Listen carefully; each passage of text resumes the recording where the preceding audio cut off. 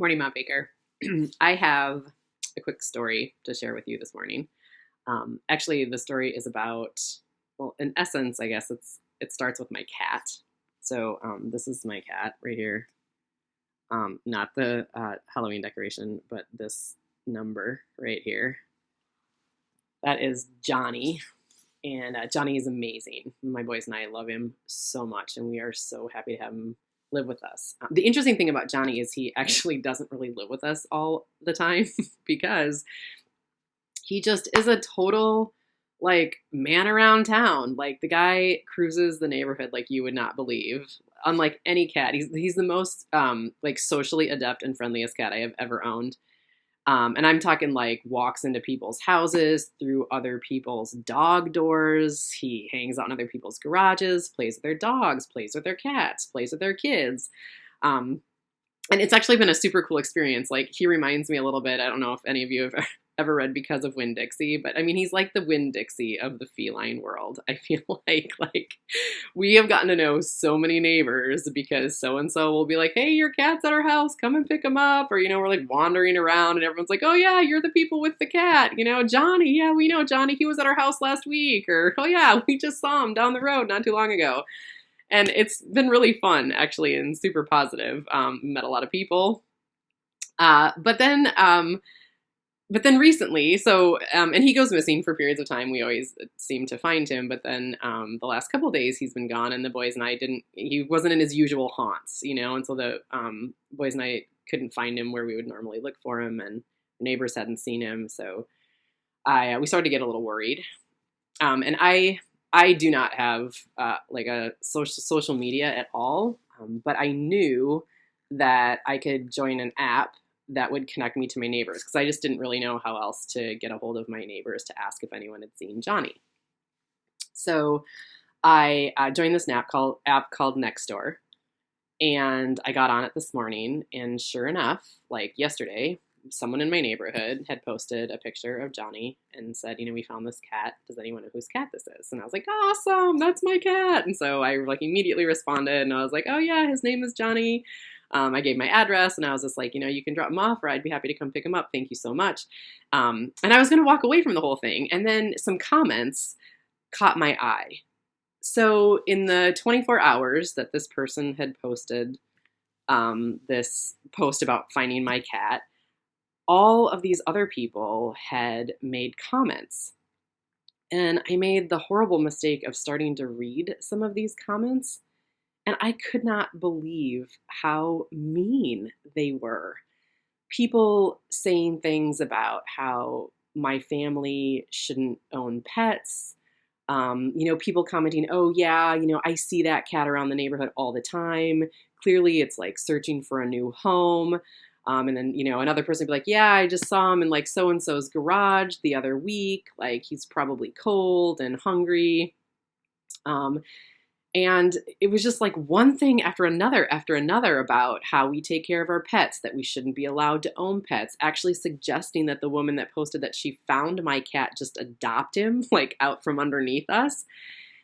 And it had such a profoundly negative impact on me. Like my cheeks got red, my heart started beating, I got hot and sweaty, and I felt so many things. Like I felt ashamed, I felt embarrassed, I felt exposed.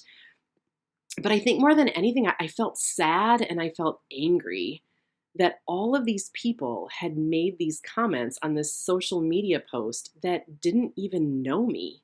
They don't know me, they don't know my kids, they don't know that we have other pets that we take really good care of here. And I felt awful. And then I had a moment of clarity where I thought about you guys. And, like I said, I'm not, social media is a really new platform for me, but I know it's a huge part of your lives, and it's going to be a part of all of our lives, right? Forever now. And I just thought about what it must feel like. We've been talking a lot about empathy, right? I'm going to tie this in, I promise. We're going to be talking about empathy and pride.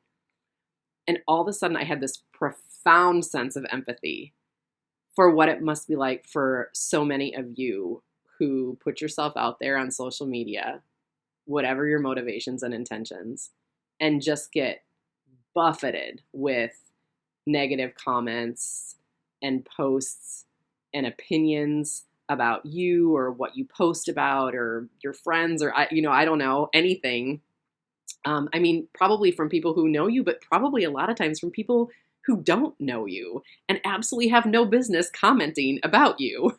And it's also, potentially public and harmful. And man, I just really thought that is so challenging and adds such a complex layer to the experience that you're already having as a teenager in high school, which is hard, right? And now there's a pandemic and all these things, right? And I don't know. I guess I just wanted to say I really see and recognize some of what you have to navigate on a regular basis, and I'm sorry. And I would really challenge you to counter it. Put your phone down or get rid of the app that is negative, or choose not to make the post about the person you don't really know and don't have any business commenting on, or maybe encourage somebody to not say something or make a comment that you think is going to have a negative impact. I mean, I like to think of myself as a relatively stable adult human being, but like that just totally threw me for a loop this morning. Like I was so devastated. I don't know, it just like it was really hard. And I think, man, if that were to happen to me multiple times a day over the course of several days, it's like no wonder you guys are stressed and anxious. That's a lot. And so I guess I want to express my empathy and just say I really feel like I had a small piece of maybe feeling like sometimes what you might go through when that stuff happens to you, but then also on the flip side, it immediately made me want to encourage you to not be a part of that as best you can, and to use your efforts through social media and your online presence for positive as opposed to negative, and to just maybe put a little bit of thought and intention into how you navigate that world, because it really can have a major impact on the people who are receiving those messages, as I'm sure so many of you know. And now I feel like maybe I know a little bit too. So that's Johnny and my story for you today. And that was kind of heavy. So never fear. I have a joke. So I'm gonna leave you out on I'm gonna bow out here on a lighter note. Well, it's Halloween soon, right? So to recognize the holiday, I have this quick joke, and it goes like this. Why did the skeleton not go to the school dance? Anyone? Ask Johnny. Johnny actually doesn't care. He's exhausted from his escapades out in the neighborhood and just wants to sleep on my blanket.